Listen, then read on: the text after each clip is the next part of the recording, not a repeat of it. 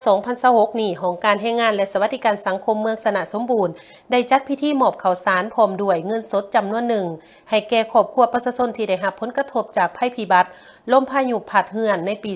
2025และครอบครัวเปียวพลอยเด็กกำพร้ากำพร้อยครอบครัวขาดเขินทั่วเมืองโดยการกล่าวมอบของฐานสำราญอ่อนไซเวียงห้องเลขาคณะบริหารงานพรรคเมืองประธานคณะกวดกาพรรคเมือง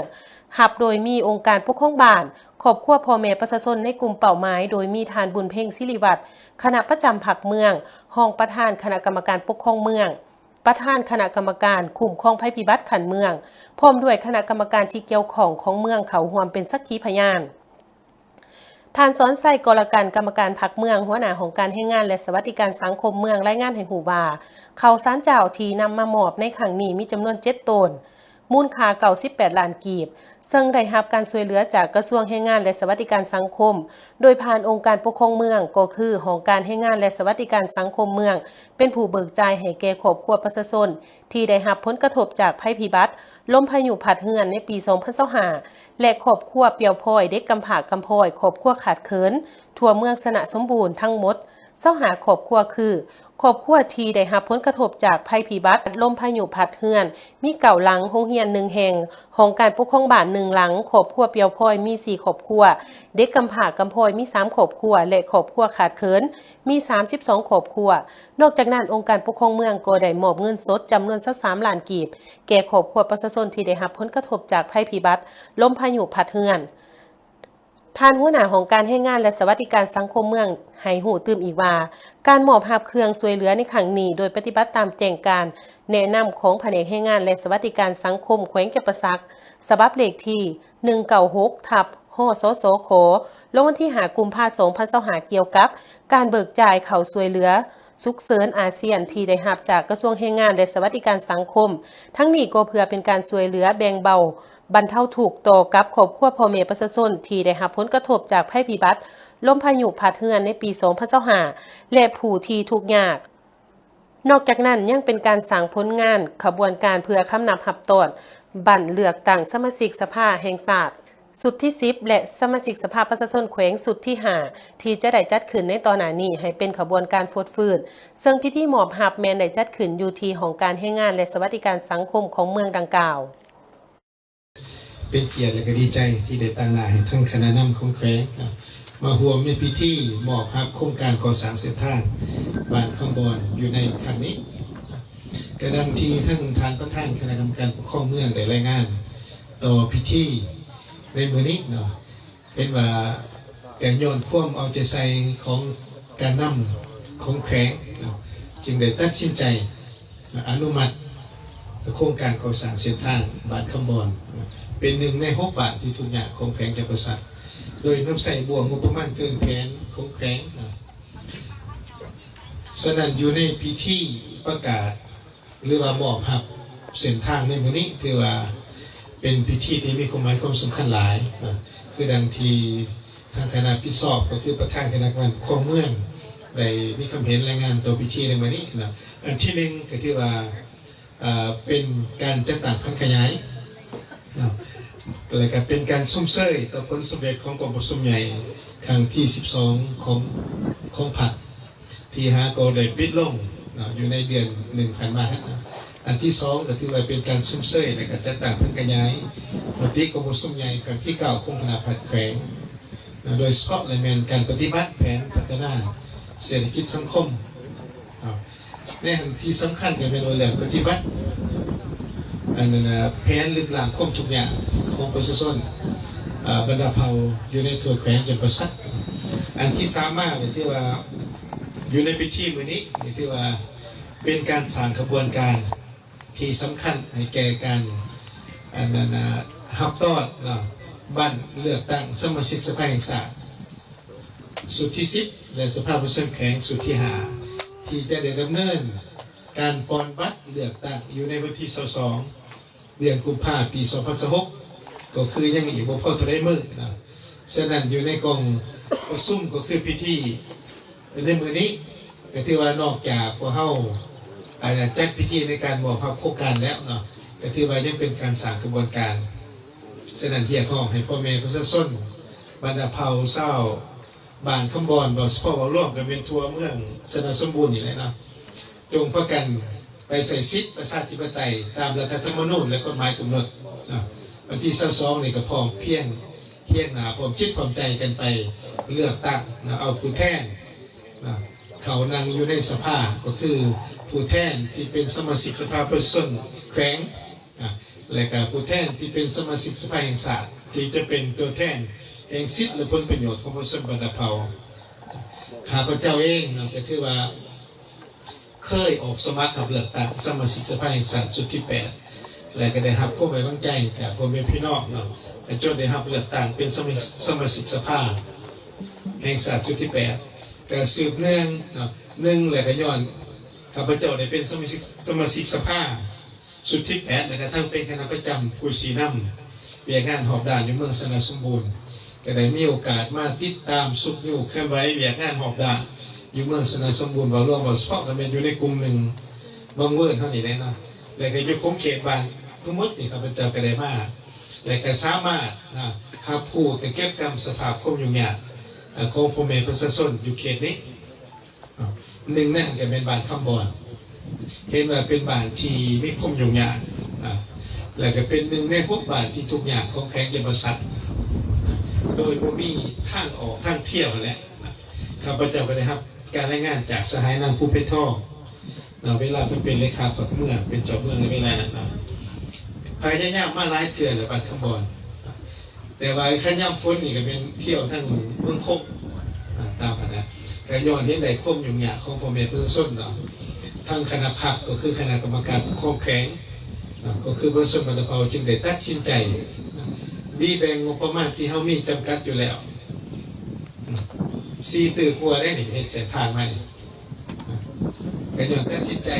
จุดประสงค์หลักๆแต่แม่อยากแก้ไขปัญหาความยุ่งยากของพ่อแม่ประชาชนชาวบ้านคำบอนที่เห็นว่ามีความยุ่งยากต่อการไปการมาเวลาเจ็บเป็นเอ็มอุ่นหรือว่ามีผลิตภัณฑ์จะเอานำไปซื้อไปขายกันยุ่งยากฉะนั้นจึงได้ตัดสินใจบีแบ่งงบประมาณโบหน่อยได้มาตรฐาน4 ตื่นไปนี่เพียงนั้นก็ได้จึงตัดสินใจอนุมัติเพื่อมากก่อสร้างเส้นทางโดยการหับเหมาของทางบริษัทต่อประธานตัวแกนางอยู่นี้ข้าพเจ้าก็ขอห้องเพื่อนแนะนำอยู่ในเบื้องต้นข้าพเจ้าได้เป็นผู้รีเริงขอให้มาสวยเมืองสนามสมบูรณ์ให้มาเสริมสำรวจเก็บกรรมข้อมูลในข้าพเจ้าแดงว่ามันมีความยุ่งยากได้สีเหตุใดหรือบ่ได้แต่เป็นประธานบริษัทตัวที่ข้าพเจ้าเป็นผู้โทรหาให้มาสวยเพื่อนก็ได้ตัดสินใจสูงว่าเรื่องมูลค่านี่ก็เป็นบ่น้อยแต่ว่าเรื่องหน้าเวียกนี่ก็หลายคือท่านประธานคณะกรรมการปกครองได้รายงานไปแล้วหน้าเวียกหลายยังบ่แล้วความยุ่งยากในการก่อสร้างนี่ก็บ่ได้สะดวกปานใดคือบรรดาท่านก็ได้รับทราบคันสั้นเมื่อใดมาแล้วว่าเขาจะต้องได้พร้อมกันรักษาบ่ให้ถือว่าทางนี่เป็นทางของแขวงเนี่ยหลังจากการมอบมื้อนี้ก็ถือว่าทางเป็นของบ้านจะมอบความเป็นสอบให้เมืองและก็บ้านนี่เป็นผู้ปกปักรักษาสิเฮ็ดได้ให้สิเฮ็ดให้ทางเท่านี้สิมีอายุการใช้งานนี่มีความยืนยงแล้วก็ใช้ได้ด้นกันเป็นย้อนพ่อแม่พี่น้องเฮานี่แหละเป็นผู้รักษาเป็นผู้กำหนดระเบียบในการนำใส่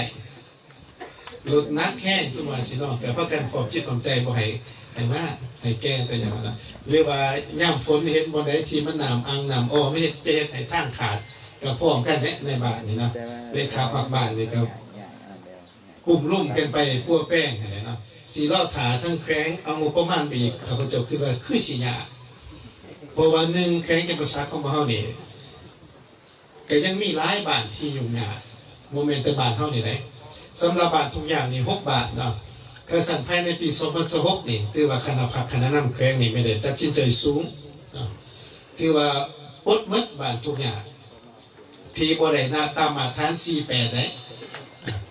48นึกไม่เห็นเป็นบ้านคำบอนแต่บ้านที่ยังมีความยุ่งยากที่บ่มีเส้นทางสะดวกก็ยังมีหลายข้าพเจ้าก็ไปมัดถูกเมื่อนอนอยู่ในแขนจังหวัดสระนี่ก็ยังมีหลายสนั่นเท่าใดมาแล้วจะต้องเด็ดทะนุถนอมปกปักรักษาบูรณะซ่อมแป้งให้มันได้ใส่ด้นให้แล้วว่าซั่นซะ โอ้ข้าเจ้าขี่มานี่ข้าพเจ้าคิดว่าในเวลาย่ำฝนนี่ก็สิมีความยุ่งยากนะเวลาช่วงฤดูฝนตกลิ้นเนาะเฮ็ดให้มีน้ำอังถ้าผู้ซักเพิ่นก็เฮ็ดให้แล้วท่อในกรณีว่าท่อตันเฮาก็จำเลยไปแป้งเด้ในบาทเนาะพวกระดมหรือพ่อแม่พี่น้องไปช่วยกันซ่อมแป้งเฮ็ดได้ให้ทางเฮานี่มันมีอายุการใช้งานได้ดนให้ได้ดนแต่ก็ทั้งเมืองก็เช่นเดียวกันเนาะ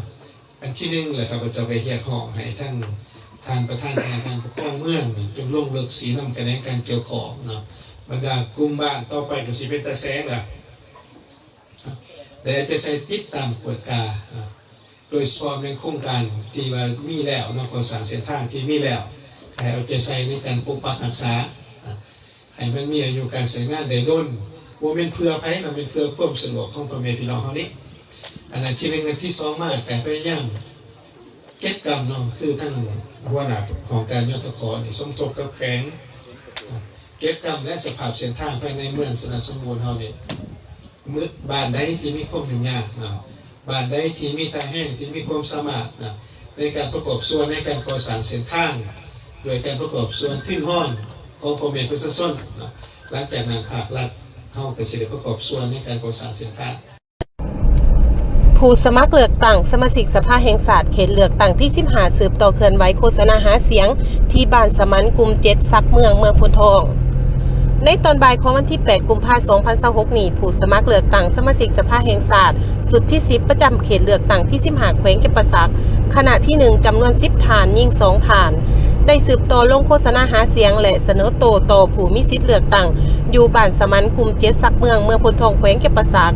ซึ่งนำโดยทานแก้วรัตนศรีหาวงศ์คณะประจำพรรคแขวงห้องประธานสภาประชาชนแขวงเก็บประสักทั้งเป็นผู้สมัครเลือกตั้งนัมเบอร์4ประจำเขตเลือกตั้งที่15แขวงเก็บประสักพร้อมกับผู้รับสมัครเลือกตั้งสมาชิกสภาแห่งชาติขณะที่1ในการลงหาเสียงของสมาชิกสภาแห่งชาติโดยการให้เกียรติต้อนรับของทานไพศาลอ่อนเสวียงห้องเลขาพรรคเมืองประธานคณะกรรมการปกครองเมืองพนทองมีคณะนำของเมืองเลขาคณะพรรคหักฐานกลุ่มบ้านมีเลขาพรรคบ้านในบ้านตลอดหอดพ่อแม่ประชาชนเขาห่วมต้อนรับอย่างอบอุ่น